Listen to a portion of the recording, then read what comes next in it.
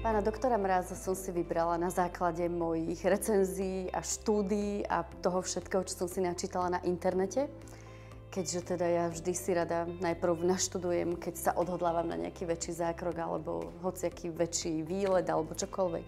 Rada si prečítam všetky možné recenzie a všetko, čo sa dá nájsť na internete. Keďže ma zaujalo v prvom rade teda stránka pána doktora, všetky tie články, ktoré tam mal napísané a publikované, a tých pár, aj keď bolo tých recenzií len pár, ale boli fajn, tak som si povedala, že OK, vyskúšam.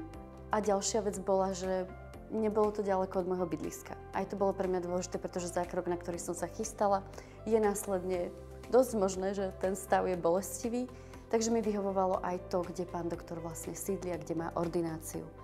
Takže to bol taký hlavný dôvod. No a motiváciou bolo teda, lebo pán doktor je plastický chirurg a ja som potrebovala sa nechať vylepšiť a cítiť sa lepšie a skrášliť. Tak.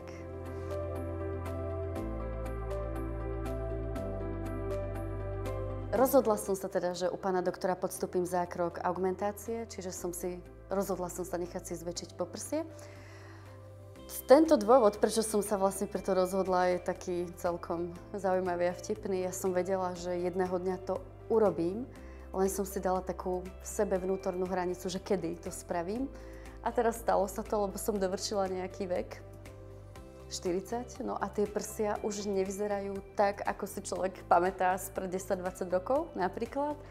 A vedela som, že to je riešenie, že keď človek znova sa chce cítiť nejako fajn, krajšie, príjemnejšie, nech mu není trapné sa vyzlieť, tak toto je riešenie, ktoré sa ponúka a prečo ho nevyužiť.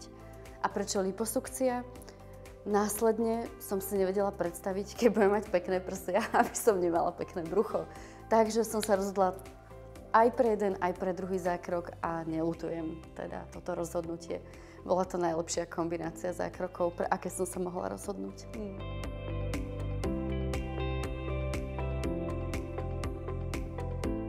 No strach. Strach z operácie aj áno, aj nie. Nakoľko ja vnímam obidve tieto operácie ako už bežný zákrok. Nepríde mi to, že vám idú robiť srdce alebo niečo, bypass alebo ja neviem, alebo nejaké transplantácie. Pre mňa to bolo, že OK, nebudem prvá a zároveň ani neposledná, že existuje už kopec žien, však ja nejaké poznám, ja som sa s nimi aj rozprávala, aké to je, aké mali pocity a čo tu pritom zažívali. Takže strach, tak možno 50/50, že aj áno, aj nie. A psychická príprava, boli tie rozhovory práve so ženami, ktoré to už za sebou mali, absolvovali to a ja som sa len uistila, že OK, toto zvládnem, že dá sa to vydržať. Vedela som, že ma čaká bolesť, však s pánom doktorom sme sa o tom aj rozprávali, že tá rekonvalescencia po tom zákroku trvá, cítiť tú bolesť, ale dá sa to vydržať.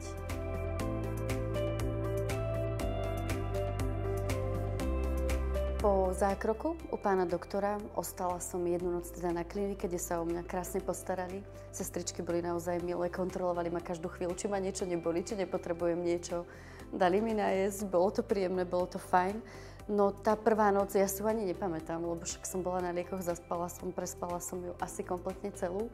Na druhý deň ráno vlastne pán doktor skontroloval, ako to teda vyzerá po tom zákroku, dal mi nejaké ďalšie rady a odporúčania, ako sa mám chovať doma, to znamená, že môžete ležať tak, musíte si zobrať liek, keď vás to bolí a že tie prvé dni sú náročné.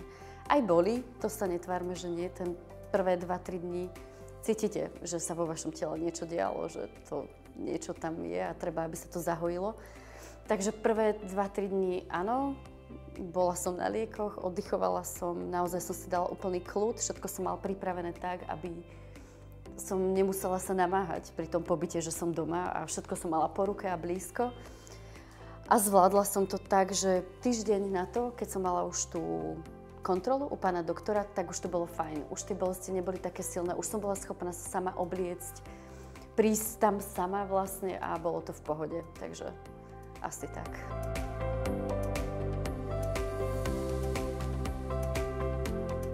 Keď som sa odhodlala na to, že idem teda do toho, že si dám upraviť tie prsty a teda tú augmentáciu a že si spraviť dám aj tú liposukciu, môjim teda dôvodom aj prečo som to urobila bolo, aby som sa cítila lepšie.